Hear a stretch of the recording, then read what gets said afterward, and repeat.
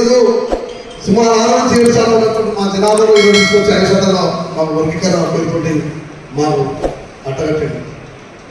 20% జనాభా ఉన్నటువంటి ఎస్సీల జనాభాను 10%కి పరిమితం చేసి ఆ 10% జనాభాలో A1 Bకు 9 Cకు 7 అనే విధానాలతో వర్గీకరణ చేసి ఈరోజు మానవ భవిష్యత్తును రేపు భవిష్యత్తు పిల్లలు మొత్తం కూడా రోడ్ల మీద ఊళ్ళుగా రోడ్ల మీద వికారులుగా చేసినటువంటి పరిస్థితి కనబడుతుంది స్పష్టంగా.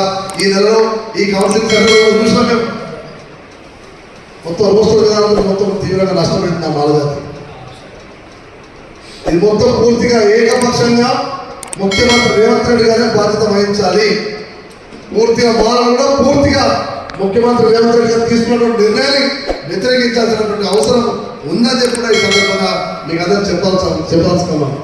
ఎవరి పార్టీలో కానీ కాంగ్రెస్ పార్టీలో ఉన్నది, టీఆర్ఎస్ పార్టీ ఉన్నది, బీజేపీ ఉన్నది, ఏ పార్టీలో ఉన్నది, అన్ని పార్టీలు అనేది మానవుని అణచివేస్తున్నాయి. మొదటి చెప్తున్నాం, విద్యార్థులారా వెళ్ళండి బయటికి, మానవజాతి నష్టపోతుంది. ఉద్యోగస్తులారా బయటకు వెళ్ళండి, మానవజాతి నష్టపోతుంది. సోదరులారా మన గుడి నుంచి బయటకు వెళ్ళండి, భవిష్యత్తు మన తల మొత్తం కనుమరుగే ప్రమాదం ఉందని చెప్పి 1250 కిలోమీటర్లు సోదరులను మంచి మానవాళంలో పాదయాత్ర చేసినాం.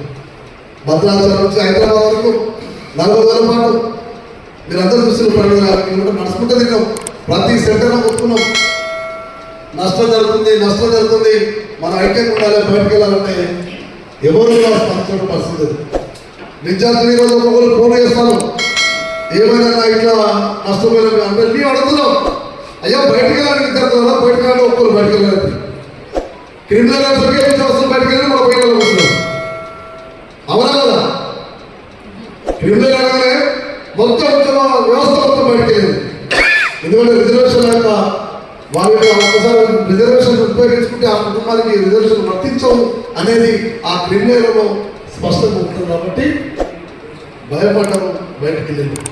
ఈ రోజు విద్యార్థులు నష్టపోతున్నాం.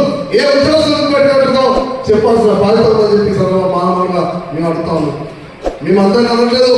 చాలా మంది స్వార్థపరమైన ఉద్యోగస్తులు, స్వార్థపరమైన రాజకీయ నాయకులు తమ స్వార్థం కోసం ఈరోజు మానవ జాతి అస్తిత్వాన్ని దెబ్బతీసి మానవ జాతి మొత్తం కూడా నిర్వహణ చేసిన కుట్రలకు పాల్పడుతున్నారు. దాన్ని ఖండిస్తున్నాం, వ్యతిరేకిస్తున్నాం. దాన్ని మేము ఎదుర్కొంటామని కూడా, అది ఉద్యమాల ద్వారా ఎదుర్కొంటామని కూడా ఈ సందర్భంగా మేము చెప్పాల్సుకున్నాం. అంతేకాదు ఈరోజు రోస్టర్ విధానం మొత్తం కూడా సవరించాలి. ఆ జీవో నెంబర్ 99 ఏదైతుందో దాన్ని సవరించాలి. దానితో పాటు ఏదైతే మహిళలకు ఏదైతే ఉంటుందో 15% సంబంధించి కూడా ఈ ఉద్యోగస్తులలో భర్తీ చేయాలి. కానీ ఏపీసీలలో ఏదో ఒక మహిళ ఒక ఎంప్లాయీగా అంటే ఉద్యోగంలో లేకపోయినా, అంటే అవకాశం లేకపోయినా, అంటే ఒక పోస్ట్ ఖాళీలు కూడా మహిళ లేకపోతే ఏ నుంచి బీకి వర్తిస్తాయి. మొత్తం ఏ నుంచి బీకి వస్తున్నాయి. బీలో లేకపోతే బీ నుంచి సీకి వస్తున్నాయి. సీలో లేకపోతే వాళ్ళ ఏ నుంచి అంటే మొత్తం చక్రంగా తిరుగుతున్న పరిస్థితి. కానీ వాస్తవం జరుగుతుంది తెలుసా, ఏ లేకపోతే బీకి వస్తున్నాయి. బీగా తెలుసు మన మారాల్సిందన్నారు. మిగతా ఉపకులాలు ఉన్నాయి, అది దాటి బయటకు సీలో పొలం బయటకు అది తిరిగి వచ్చి మళ్ళీ బీలకు వచ్చి కలిసినటువంటి పరిస్థితి. అంటే ఎటు చూసినా కూడా మనం నష్టపోయేది ఎవరు? ఏ జాతి నష్టపోతుంది చెప్పాలి. ఏ జాతి నష్టపోతుంది? సీఎంలు